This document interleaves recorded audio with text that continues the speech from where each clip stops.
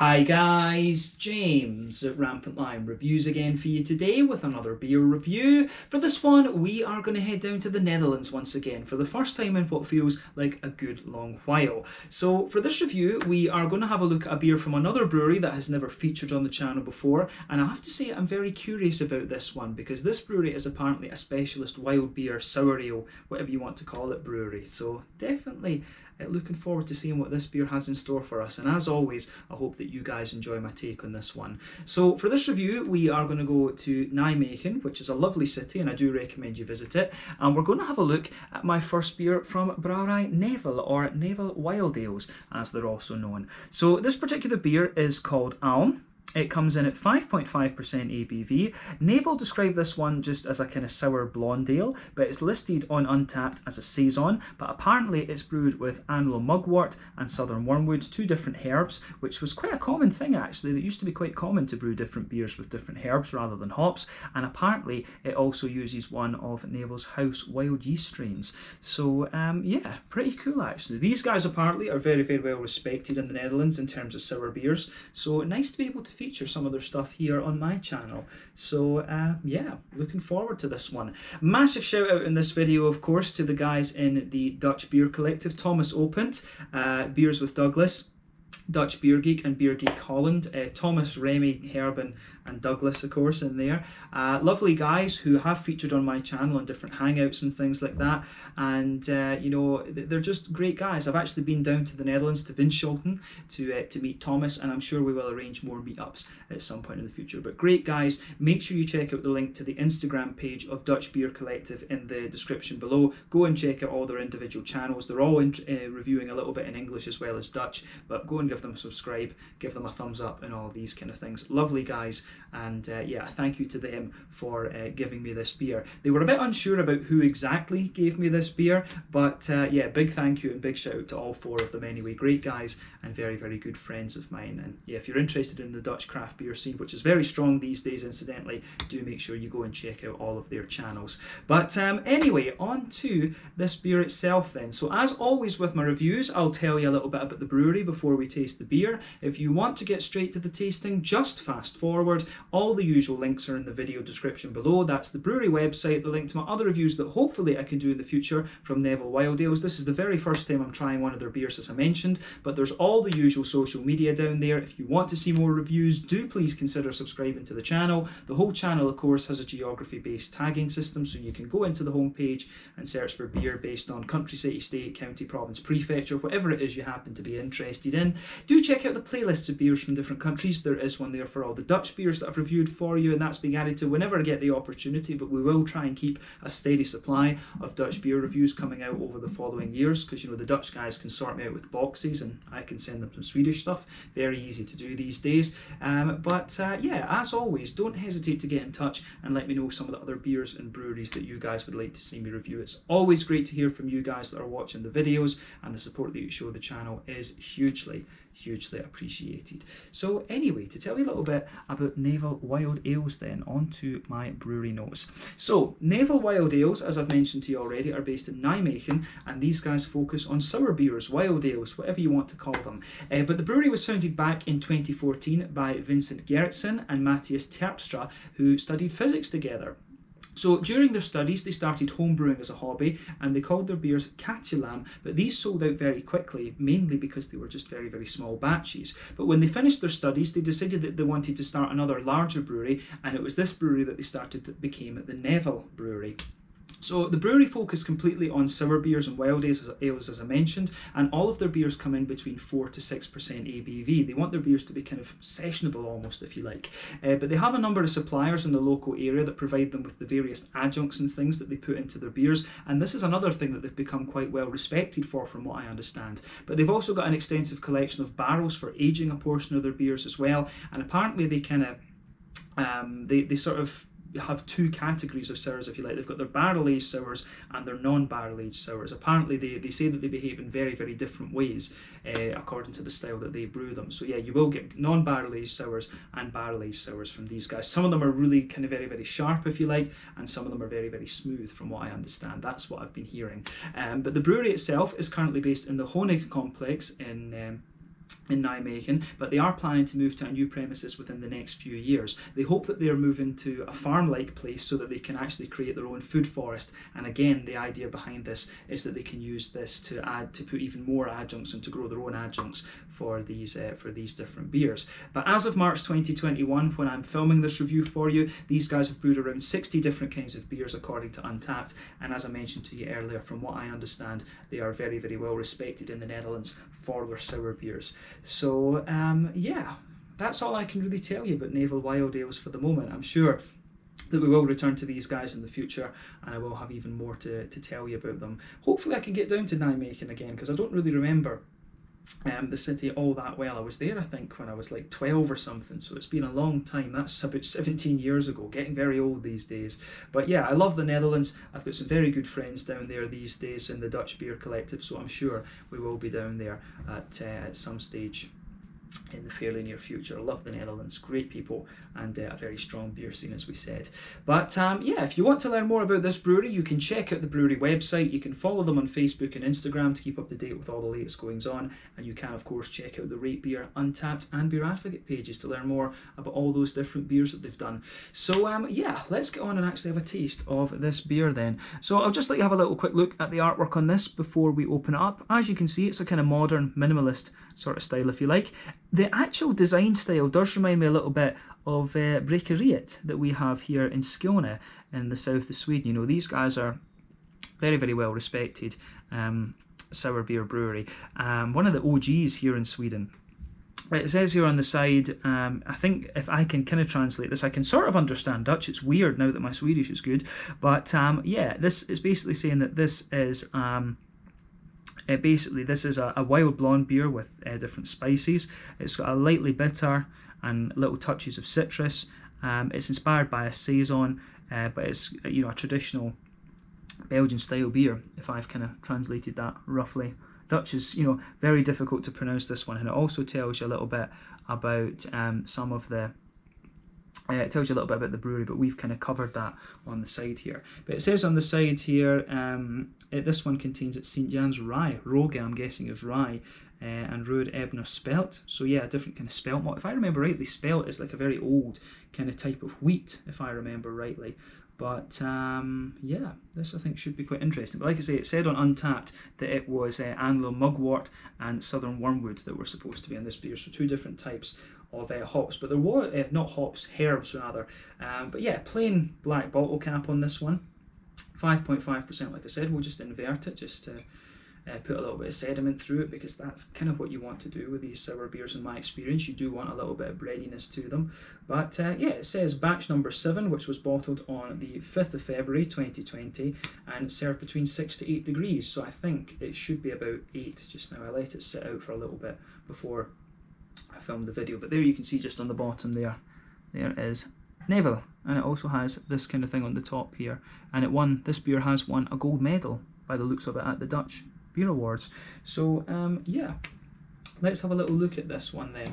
Let's get this guy out and we'll get on with the tasting then. A 5.5% wild blonde beer, or Saison in some description. So yeah, let's get it out and see how we get on. But again, thank you to the guys in the Dutch Beer Collective for making this review possible, and I hope that you guys watching down in the Netherlands are enjoying my Dutch reviews that I'm doing. You will see these appearing more regularly on the channel over the next little while. A lot of the beers that I still had left from my trip down there were some of the big boys, so they were just left to kind of sit over Christmas, and I had to get rid of my lighter Swedish stockpile that I had, which was all IPAs and things like that.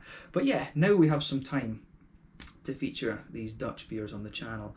But yeah, this looks very, very nice. You can see the beer has poured with about a quarter finger of a frothy, I would say perfect white head. That's going to fade away quite quickly though, to just leave you with a very thin foamy layer, but a bit of a nice kind of fluffy ring around the edge of the glass. In terms of colour, you can see the beer has poured a lovely, quite bright, it actually looks like a kind of New England Pale Ale or something like that, to be honest with you. But you know, in fairness, this is a fairly typical colour for a Saison. You would expect Saisons to be quite, you know, to be a little bit hazy like this, and this sort of kind of rich yellow kind of colour, to be honest. So yeah, one or two big bubbles sticking towards the side of the glass, a few little ones going up towards the bottom of the head there, and as I say, the head is just maintaining a very, very thin foamy layer, but you can see that sort of subsiding if you like.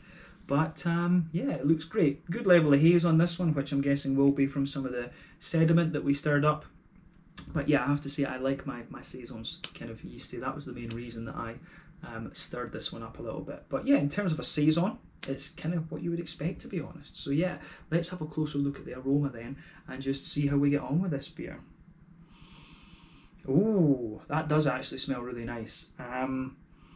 You know, one thing, if you guys have tried different batches of this beer, let me know in the comment section below how you've found these things tend to age, because obviously I've only got the one, but it would be interesting to hear a little bit about this.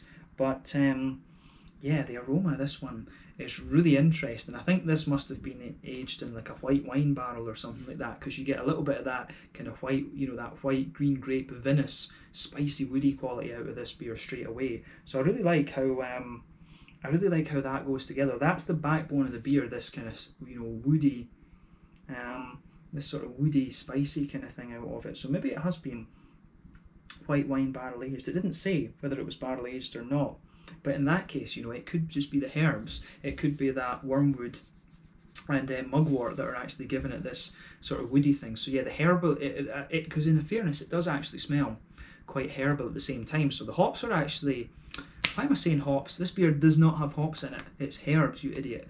But yeah, the herbs that are coming out of this one, they've got a lovely smoothness to them. You can smell the woodiness. They almost come across as being a little bit sort of spicy as well, which is kind of interesting. So yeah, this is a really, really interesting, it's a very interesting combination that's going on in here, because the beer really does almost smell like it's been barrel aged. It's got a little bit of that kind of, it almost smells as if it's like a sort of spicy cherry wood that's forming the backbone of this beer. But I'm guessing now that I think about it, that is probably the herbal qualities in this beer. So yeah, it's got a nice kind of herbal component to it.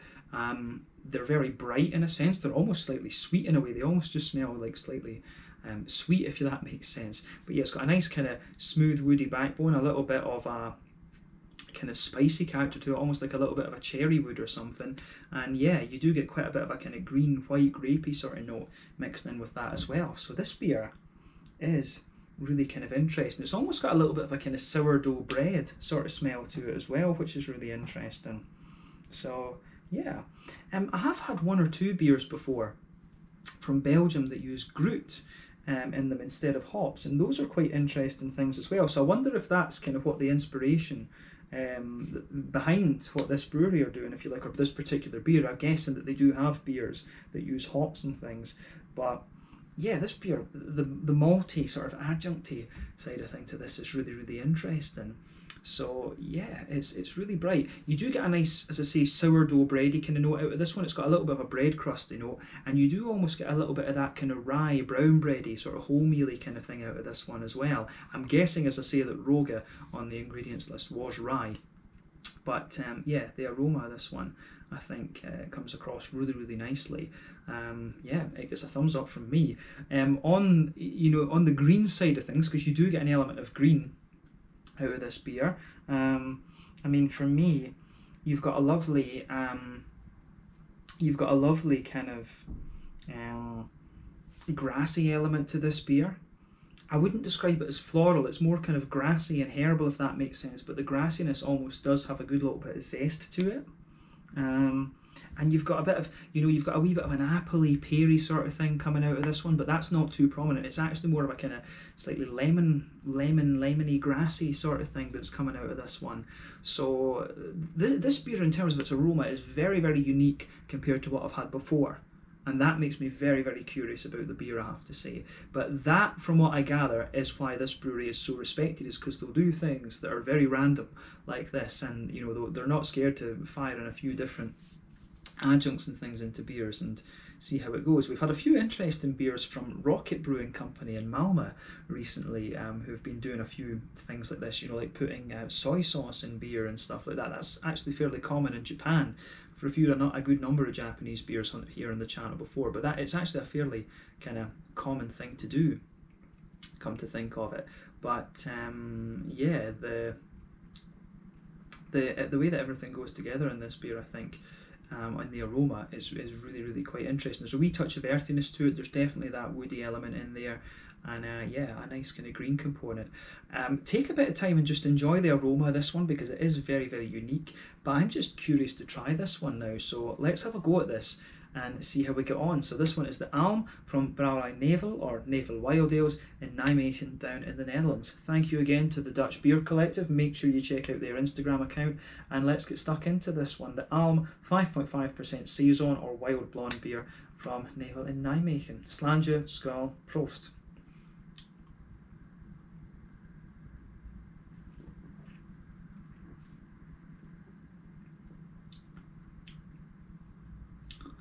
Yeah. First thing I'm going to say is, there's not a beer that I can compare this to. But the main question should be, is it a nice beer? And I'm just going to say, yeah, I quite like that. It will take a few sips to get used to though, right enough. Let's say that.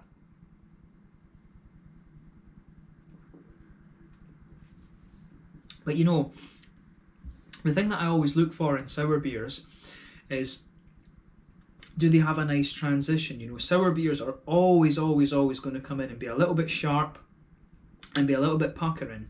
But the way, for me, with sour beers, especially kind of ones like this, you want them to have a nice transition from being sour and puckering to being smooth and just sweetening up and mellowing out a little bit. And you can always, get an impression like that from these kind of beers. And I have to say, this one does give a very good account of itself and the brewery. So yeah, I think this works very, very well. So thumbs up to them for this. And obviously, as I say, I'm drinking this beer quite a wee while after it was bottled, of course.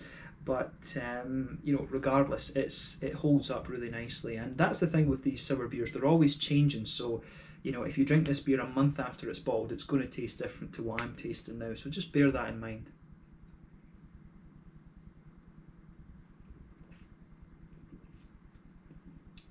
But yeah, I will say that this beer does make me want to try a few. It really does make me want to try a few other of their beers and see what they're all about. So maybe this is a brewery that I will need to go and visit. I'm not sure if they have a tap room at their place, but if they are going to make their own kind of farm and things like that, then it would be quite cool. Maybe we can feature these guys on a Meet the Brewery segment at some stage. I'd love to do a couple of those in the Netherlands, actually. That would be awesome. But yeah, that would definitely be quite cool. But yeah, let's try and break down the flavour of this one. But I will say straight away, this is probably not going to be one of my better reviews, because this beer is so kind of quirky.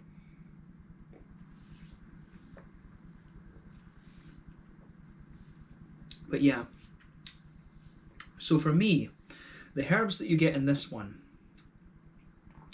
they come across very smooth and very woody. Like the middle of your tongue, it really feels like you've got a nice kind of sort of woody base to the beer, if that makes sense. It feels like there's a nice kind of smooth woody quality, just blankets the middle third of your tongue and the back third of your tongue. The back third of your tongue, it feels a little bit drier and almost a little bit more kind of spicy, if that makes sense. You really get a bit of that out of this one. And it feels that as you go further into the aftertaste, it gets spicier and spicier. This is kind of what I was saying about the sort of it having an almost kind of cherry wood taste. But the thing is, on top of the you know, that woody sort of spicy thing that I'm talking about, that's the mugwort and the wormwood. That's what these things are. That's the herbal side of the beer. So I mean, the herbal side of this beer is really just sitting on top of those kind of woody flavours, if you like, and those dominate the beer. Those are the kind of defining characteristics of it, if you like. Those nice kind of herbal notes. You know, the herbal notes come across. There's a little touch of earthiness to them. Definitely, there is a wee bit of that. There is a wee bit of a sort of earthy herbal thing in there. But I'm not overly well versed in these different kind of herbs and group type things that you can put in beer. So all I can tell you is that they've got a nice smoothness to them. They've got a wee woody element in there for sure, and there's just a little touch of earthiness to them as well, actually. So you know, you've got this whole kind of thing going on there. But on top of that, it feels as if you've got a nice little layer of kind of brown sort of wholemealy bread kind of thing. Like this beer, it does have a rye element, and you can feel it underneath the herbs as well, I think, particularly in that border region between middle third and back third of your palate. You can definitely pick up a little bit of it. in there for sure.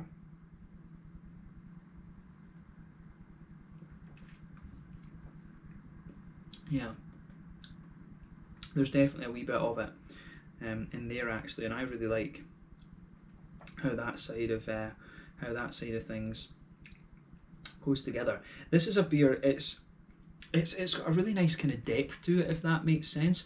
I've always found that a lot of these kind of sour beers are quite straight shooting in a sense, but I like, you know, the thing with these sours is that I like the kind of woodiness of them. I like the kind of herbal qualities that you get, and you know, it's a style that's really grown on me over the years. But with this one, you can taste the yeasty components as well. The more that you drink of this beer, the more it mellows out, and the more it gives you a kind of yeasty, sort of white bready kind of thing. And I really appreciate how all of that goes together. So I mean, the malty, yeasty, herbally side of thing in this beer, I think, works very, very well. I love how it goes together. So yeah, it gets a big thumbs up from me. I certainly wouldn't hesitate to drink more of these beers. I just love the way this one kind of mellows out and it smoothens out the further you go into the aftertaste. You still get a wee bit of dryness to it. You get a wee bit of a herbal dryness, a wee bit of a kind of woody sort of thing, and I do like how that side of the beer kind of goes together. So thumbs up to Nevel Wild Ales for this. It really is quite nice. Now the thing is with this beer, it doesn't have hops in it, but it does. You still get a few of the kind of elements that you would expect of hops in this beer. In the back corners of the palate, it's definitely a little touch kind of earthy. As you move further forward, you get a wee bit of a kind of herbal quality again, and on the front corners of the palate, there's definitely a little bit of a kind of floral aromatic sort of thing coming out of it. But as you go round the front curve of the tongue, it's definitely a little bit lighter and more kind of grassy, if you like. So I really like how this side of things goes together in this beer, definitely.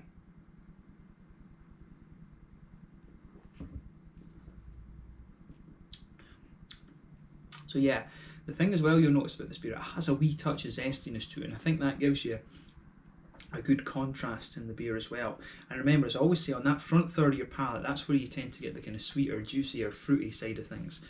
So yeah, on that border region between front and middle third of your palate, there's a nice wee bit of a kind of bread crusty sort of thing. There's an underneath that you've got a little bit of a kind of brown bready side of the beer as well. You've got some nice kind of, you get a little bit of a smoother woody character to this beer as well, but there's also, you know, you will get elements of like a peary, appley sort of thing, kind of limey quality as well. Almost, this beer does have a wee touch of a kind of limey sort of thing, and almost a wee bit of a gooseberry note as well.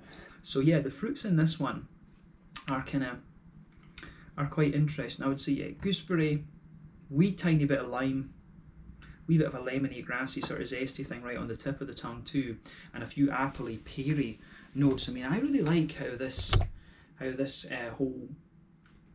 whole beer goes about its business. I think it's just really nicely executed, to come to think of it. So yeah, I mean, as I say, I certainly wouldn't hesitate to drink this one again, and I would be very curious to see how some of the other beers from these guys work out in the future. So yeah, I don't think there's much more we can say about the flavour of this one, to be honest. I just think this is a very, very well executed beer. So yeah, definitely a bit of an interesting one. I can see why the guys at the Dutch Beer Collective wanted me to have a look at this. So yeah, thank you to them once again, whichever one of them it was that gave me this beer.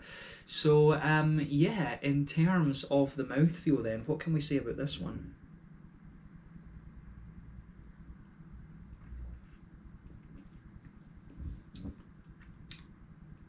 Yeah, mouthfeel wise, I would say that this beer, you know, this beer is quite, it's you know, I would say that it's kind of top end, you know, it's sort of mid-bodied. Carbonation is very, very smooth in this one. It's got a bit of slickness to it, but at the same time it's got all the smoothness and kind of thickness and yeastiness that you would expect of the Saison, so that works out for it really well. The mouthfeel of this one is quite typical for what I would expect from a Saison, to be honest with you. So yeah, in terms of bitterness, the beer does have a wee bit of bitterness from it, but you know, does that translate into IBUs? Maybe the herbal dryness and the kind of woody dryness that this beer has, and it's almost a bit spicy actually. That's the thing is, but I don't know if you can technically call that bitterness, but let's just pretend that you can. So the sort of bitterness that you'll get in this beer is maybe a little bit of the equivalent of like a 25 or a 30 IBU. I don't find this beer overly bitter, but as I say, that's making an appropriation between herbal kind of qualities and kind of dry bitterness from hops and things, which is not technically possible, but yeah, whatever. So yeah, that's what I would say about this one. Definitely, I would kind of make that appropriation with this beer. So yeah, the malty kind of side of this beer and the adjuncty side of things, it's got a bit of dryness to it, but it mellows out a little bit later. There's no real sweetness to this beer, mainly kind of smooth and a little touch dry. Then you've also got some really nice kind of fruity characteristics and a little bit of juiciness coming out of this beer as well. There's a wee bit of zestiness in here also, which I think works out very, very nicely. But overall, I have to say I'm impressed with this beer, and I have enjoyed this one. I like trying kind of quirky things like this, and this beer has given a very good account of this brewery, so I would be very curious to try more of their stuff. So maybe the next time I'm in the Netherlands, I will ask Thomas or Herben or whoever to gather me up a bottle or two of things from this brewery that I can bring back to Sweden with me. That would be pretty cool. But yeah, really enjoyed this one, so thumbs up to Nevel Wild Ales for this. I look forward to having a few more beers when they get their farm up and running. That would be pretty cool. But yeah, let's leave it at that for this one. Once again, thank you for watching my beer reviews. Until the next time, please like, subscribe, share, all the usual YouTube stuff. Let me know your own thoughts on this beer in the comment section below, particularly if you've tried different sort of vintages and things of this one, or different batches if you like. That would be interesting to know. How did it stand up with the aging and things? I think this one's come out in a really nice state, but I would be curious to see what it's like fresh. But yeah, very, very impressed with this one and curious to try more from this brewery. Thank you again for watching. Check out my friends in the Dutch Beer Collective, and you will be seeing some more Dutch reviews coming up very, very soon. So yeah, Slange, Skull, cheers. Make sure you check out Nevel Wild Ales from Nijmegen down in the Netherlands. Slange, Skull, Prost, and see you soon.